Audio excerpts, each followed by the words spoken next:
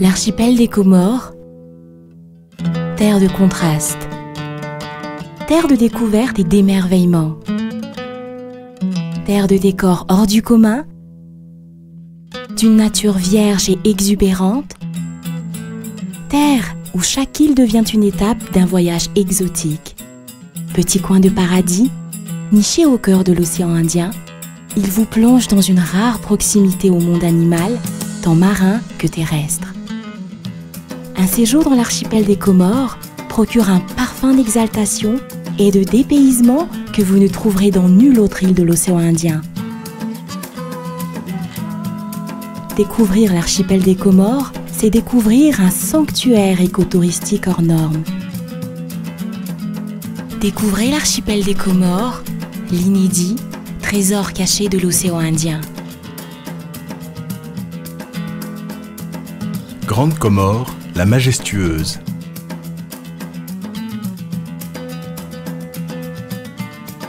La plus grande des 4 îles abrite la capitale Moroni. Elle est dominée par le volcan Karthala, toujours en activité et visible de tous les coins de l'île. C'est une vraie invitation pour les amateurs de randonnée, mais demande qu'on y soit accompagné. Donc comme vous voyez tout ça là, ça c'est que des goyaviers, et de la fougère, des cisales, un peu des orchidées dans les arbres. Là-bas c'est des orchidées là. Ouais, c'est des orchidées. Voilà, c'est ça. En haut là, c'est des orchidées. Mais il y a plusieurs espèces d'orchidées. Et donc, tout à l'heure, j'ai cru voir un perroquet. Alors il y a des perroquets dans cette forêt? Nous on a un perroquet, mais une seule race, qui est gris-noir. Gris-noir. Voilà. Ça c'est grand. C'est cette espèce. Ici sur le Karthala. Endémique ici. D'accord. Ah. On est à quelle altitude ici là? Ici on est presque 900. Je vous présente Saïd, l'enfant du Karthala. Partir avec Saïd, c'est aller au sommet du plus grand cratère du monde, une randonnée qui convient bien aux bons sportifs. Guide touristique depuis de nombreuses années, c'est avec passion et une connaissance parfaite de son écosystème qu'il partage avec ses hôtes cette ascension. Et là, si on veut voir des oiseaux, il faut vraiment faire doucement. Des fois, il y a des oiseaux qui ne veulent pas des bruits, des fois, il y a des oiseaux qui supportent autour. Qu'on peut l'approcher, comme par exemple... les 2 espèces de pigeons là, dont tu me parles? Le pigeon, le gris, c'est un peu sauvage, ça vole vite. Mais le bleu, des fois, on l'approche sans bruit, on peut faire tout quoi. Qu'est-ce qu'on entend là? Là, il y a des estérops, sinon il y a des bilbilles, parce que les bilbilles se trouvent dans toutes les hauteurs. Quand vous voyez les arbres, comment ils n'ont pas d'effet et tout, quoi. Au moment où il y avait l'éruption de 2005-2006, il a pété vers l'île. Il a envahi toute l'île et la nature. Donc ça brûlait. Ici, c'était qu'un désert. Mais un certain temps, ça dégageait et ça commence à repousser comme ça a été. C'était décembre. On ne voit pas du tout l'hiver à l'époque.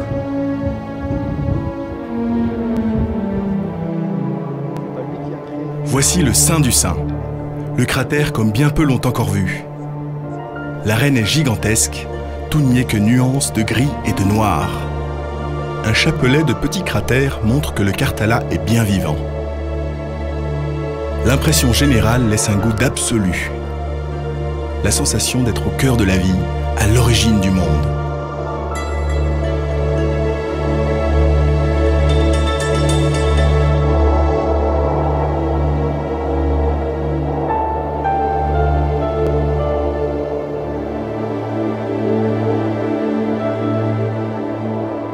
Imaginez, après cette intense randonnée volcanique, le bonheur de se retrouver dans ce littoral grand comorien avec ses grandes plages au sable blanc dont la noirceur des roches contraste avec une mer bleu turquoise, avec, qui sait, une rencontre aquatique insolite.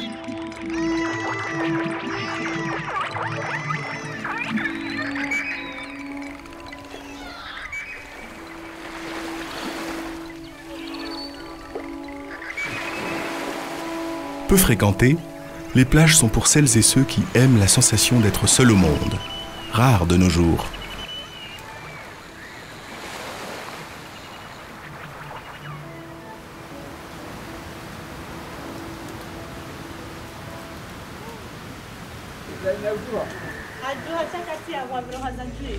L'histoire et la culture très diversifiée des Comores font de ces îles une entité unique. Les vestiges des palais et des citadelles témoignent d'un passé riche de plusieurs influences, africaines, arabes, asiatiques, qui viennent à rappeler l'ère des sultans batailleurs apparus au milieu du 19e siècle. À Moroni, je retrouve Azali, guide touristique passionné d'histoire. Il me guide au milieu de ruines qu'il aimerait voir inscrites au patrimoine mondial de l'UNESCO. Ce palais était identifié par l'UNESCO pour être classé. Ce palais a été construit à la fin du XVIIIe siècle, pendant les invasions malgaches, par le sultan tibet Fomna Wakuri. Il a la forme d'un oiseau qui étend ses ailes, donc comme un château.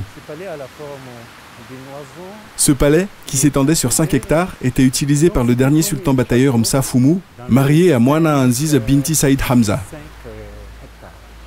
C'est ainsi qu'en Grande Comore, mais aussi à Anjouan, de nombreuses fortifications ont été érigées pour défendre le territoire des pirates portugais au milieu du XVIIe siècle, puis des invasions malgaches à la fin du XVIIIe.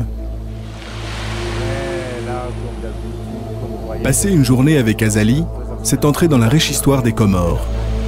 Cet homme vous mène ça et là avec une connaissance parfaite des différentes époques qu'a vécu son pays. Anjouan, l'île au parfum. Le paysage anjouanais est montagneux et verdoyant. La main de l'homme est omniprésente, 90% de la population vit de l'agriculture.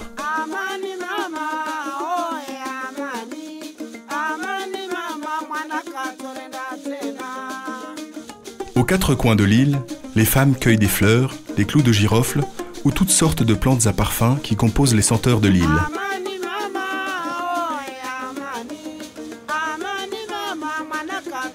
La floraison de l'ilang-ilang a lieu quasiment toute l'année. Les femmes ramènent jusqu'à 20 kg de fleurs par jour. Durant cette période, l'île est totalement imprégnée de son odeur. On se croirait dans un flacon de ces somptueux parfums parisiens.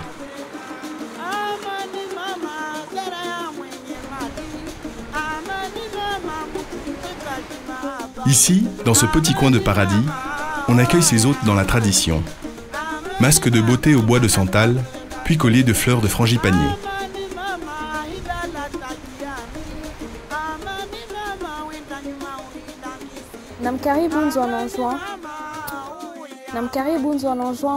Pas d'erreur, nous sommes bien dans l'île au parfum. Le cœur entier de l'île est tapissé de ces arbustes aux branches tombantes et à la tête coupée. Cela facilite la cueillette des fleurs et donne à ces plantations des allures de vignoble tropical. Je vous présente Youssouf, l'un des seuls éco-guides de l'île d'Anjouan. C'est ici qu'il y a beaucoup de plantations d'ilang-ilang, des alambics. On peut compter une 50aine dans ce village de Lingoni. Et voilà qu'on se trouve dans un alambic où on va voir comment se fait l'opération de la distillation et voir comment se fait la production des huiles essentielles. Dans ce récipient que vous voyez au-dessous du four, là, il y a déjà les fleurs d'ilang-ilang qui sont en train de bouillir. On met juste les feuilles ou il y a de l'eau aussi D'abord, on met de l'eau et puis on fait bouillir l'eau avant de mettre les fleurs dedans. Et c'est par ici où vous voyez un petit entonnoir et une bouteille qui va sortir l'huile essentielle. Youssouf adore amener ses clients au cœur de cette région. Avec son dynamisme habituel, il a vite compris que le secteur pouvait être porteur et c'est tout naturellement qu'il les amène ici pour leur montrer la fabrication des huiles essentielles. Partout à Anjouan, l'accueil est remarquable, les habitants se rendent disponibles lorsqu'ils ont la visite de touristes. Faire connaître leur milieu, aller vers les autres, sont les maîtres mots du peuple comorien. L'ambiance est chaleureuse et c'est avec beaucoup d'intérêt que cette visite se poursuit.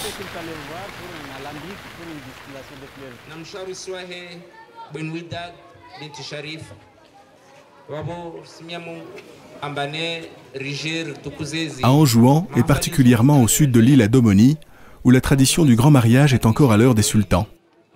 L'homme et la femme, en perpétuelle quête de reconnaissance, invitent à des festins et danses traditionnelles la communauté. C'est l'occasion de voir les costumes traditionnels, les chiromanies aux couleurs vives et les kofias au fil d'or qui rappellent la culture musulmane présente dans toute l'archipel. Qu'est-ce que ça signifie les bijoux là, qui arrivent là, au milieu de ces femmes? Les bijoux symbolisent une sorte de don en forme de dot qui est envoyé de la famille du marié à la famille de la mariée. Le marié est au milieu de jeunes, ça signifie vraiment quelque chose? Le marié en personne doit être accompagnée par sa promotion, sa génération en quelque sorte. Alors il y a les vieux devant et il y a sa promotion qui accompagne le marié. Le marié au milieu des femmes avec son billet, là, qu'est-ce que ça veut dire ce billet Une fois qu'il est sorti de la cérémonie des hommes, alors il doit venir dans la cérémonie des femmes et puis il doit montrer sa générosité à l'intérieur en emballant ce billet devant les femmes de la jeune mariée et même devant les femmes de sa propre famille. Et la mariée, là, on ne la voit pas, elle n'est pas du tout avec les femmes qui chantent, qui dansent Elle est préparée et puis mise dans sa chambre nuptiale en train d'attendre le jeune marié.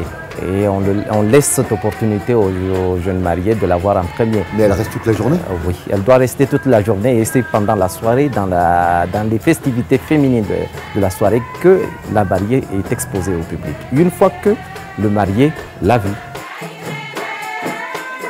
Avoir la chance d'assister à un grand mariage à Anjouan, c'est vivre un vrai moment de conte de fées dans le pays des sultans. Mohéli, l'île nature. Mohéli est la plus petite des îles, mais ici c'est le grand spectacle. Habitué depuis de nombreuses années à l'écotourisme grâce à son parc marin, Mohéli est un véritable sanctuaire écotouristique où les communautés villageoises participent activement à la gestion du parc et se donnent beaucoup de mal pour recevoir les touristes dans le respect de l'environnement. Nous sommes dans le petit village de Niumachoua, à l'ouest de l'île. Ici, les gens vivent proches de la nature et tournés vers la mer. Comme dans tout l'archipel, 99% de la population est musulmane. À l'école coranique, le Coran est enseigné dès le plus jeune âge. Je vous présente Abtouahir. 4 mois par an, Abtouahir et sa barque emmènent des touristes pour observer les baleines, nombreuses dans ce petit coin oublié du monde. Il connaît parfaitement son environnement et les baleines en particulier. Moi, je préfère amener des touristes à la baleine mieux que la pêche. Ça rapporte beaucoup, c'est mieux.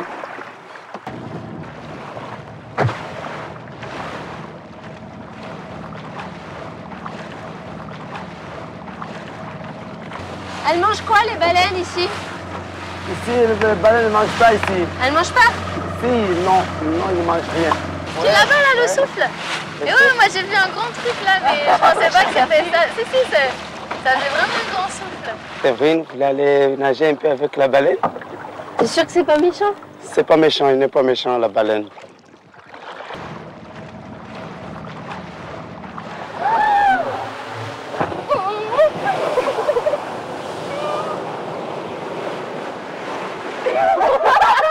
Regarde, je vous ai dit si on nage avec, regarde encore.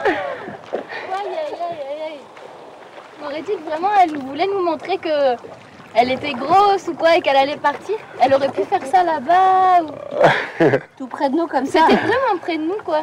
C'était le hasard. C'était le hasard.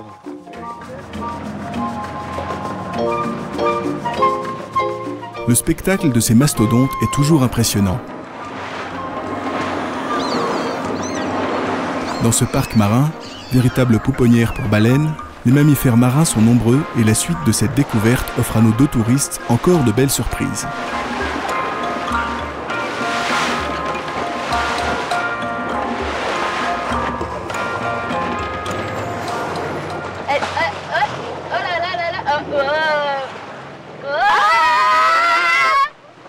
À Mohéli, comme partout dans l'archipel des Comores, un séjour touristique procure une rare proximité au monde animal dans des décors hors du commun.